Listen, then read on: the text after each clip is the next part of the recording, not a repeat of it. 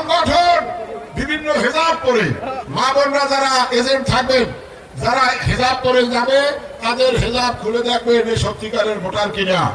এবং আপনারা দেখেছেন ইতিমধ্যে এই গুপ্ত সংগঠন, এই মুনাফিক দল জামায়াত ইসলামী ইতিমধ্যে বিভিন্ন ব্যালট ছাপিয়েছে, আপনারা ফেসবুকে দেখেছেন না? এবং বিভিন্ন সিল কেটেছে, তারা কিন্তু ওই ব্যালটে ছিল মেরে বাক্সে ভরতে চেষ্টা করবে। আপনারা বাক্সার দিক সুদৃষ্টি রাখবেন, বাক্সার দিক তীক্ষ্ণ নজর রাখবেন, বাক্সা যাতে ঢুকাতে না পারে। এদের যারা থাকবেন আপনারা ব্যালটের পিছনে স্বাক্ষর না দেখে ভোট গণনা করবেন না।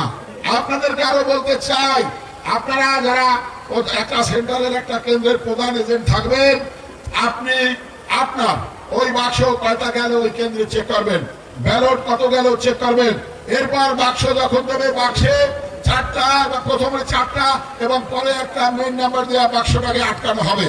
আপনারা মেইন নাম্বার যে বাক্স ভরে যাবে সেই বাক্স ওই নাম্বারটি আপনারা কাগজে টুকে রাখবেন এবং যখন বাক্সা খোলা হবে ওই নাম্বারের মাধ্যমে খোলা হবে, সেইটা আপনাদেরকে লক্ষ্য করতে হবে।